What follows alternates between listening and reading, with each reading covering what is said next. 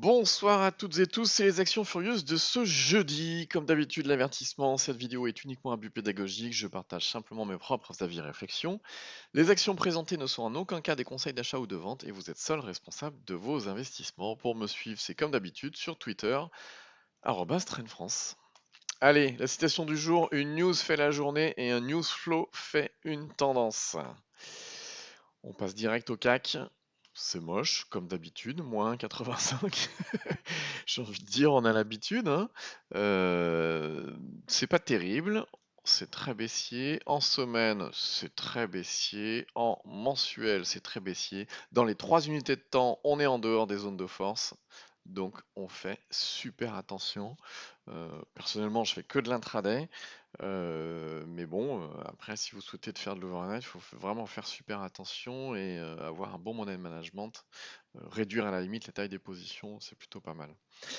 Alors, dans les furieuses aujourd'hui, qu'est-ce qu'on a? Alors, on a comme d'habitude un peu toujours les mêmes.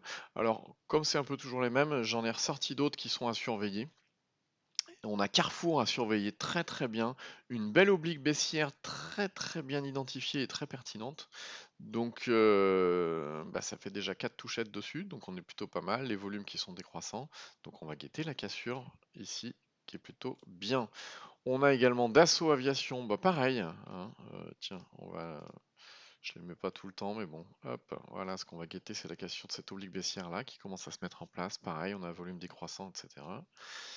On a Eramet, alors qui a taquiné ses plus hauts, mais qui a été assez en faiblesse, hein. Elle finit qu'à plus 0,09. C'est pas de la grosse force, mais elle est sur ses plus hauts, donc c'est plutôt bien. On a Française d'énergie, on surveillait depuis un moment, hein, la cassure ici, la cassure ici. Pourquoi? Pour anticiper, c'était du semaine, voilà, la reprise de tendance qu'il y avait ici. Donc voilà, plutôt bien, Française d'énergie. On a également Fugro. Alors Fugro, il s'est rien passé de spécial aujourd'hui, si ce n'est que bah, ça a renforcé la pertinence de ce niveau-là qu'on avait entouré, hein, parce que ça passe pas. Il n'y a toujours pas de volume, etc. Donc c'est intéressant à surveiller. Pourquoi? Parce qu'il n'y a pas de volume, ça passe pas. Il suffit qu'il y ait du volume, ça va passer. Donc intéressant à surveiller. Donc ce qu'on surveille, je vous le rappelle, hein, en semaine, voilà, c'est la cassure de cette oblique baissière là. La résistance dynamique, ça a déjà été fait. On est déjà en zone de force, donc il manque pas grand-chose pour que ça parte. Donc à surveiller. On a également Galp. Comme d'hab, hein, c'est toujours les mêmes, hein. Oblique baissière, cassure, grosse poussée. Et puis là, bon, on est allé taquiner encore les plus hauts, toujours sur des gros volumes, hein. Galp, je vous le rappelle, le scénario qu'on jouait et qu'on anticipait, donc quand on a pris la cassure ici, c'est le scénario moi avec la cassure de cette zone-là et la cassure de la résistance dynamique qu'il y a là. On a déclenché la zone de force, donc on est bien, tout va bien. On a également GTT, GTT, on surveillait là, il y a eu un faux départ ici. Derrière, il y a une cassure, alors cette fois qui a été une belle cassure, avec des volumes, etc. On a déclenché la zone de force. Il y a eu 2 bougies de consolidation de rien du tout, et derrière ça part. Aujourd'hui, c'est plus 6,35 avec du volume, c'est bien. Pareil, je vous montre pas à chaque fois, hein, tout UT, on est en pleine zone de force. Donc c'est zone de force, c'est la zone bleue turquoise sur l'indicateur extra trend qui nous indique qu'on a un maximum de probabilité haussière. Donc on peut s'amuser à trader par exemple que dans ces zones-là. Si vous faites de l'intraday, ça peut être utile par exemple. Ou alors si vous souhaitez conserver les titres que quelques jours, pas faire du trend mais un peu de swing, c'est utile également. Et puis dès que vous voyez que ça sort de la zone de force, bah, c'est l'occasion de prendre une partie ou tous vos profits, hein, comme vous souhaitez, c'est une question de stratégie. Donc Morel et Prom, boum, ça part, on est super bien. Encore 10,25 aujourd'hui, des gros volumes.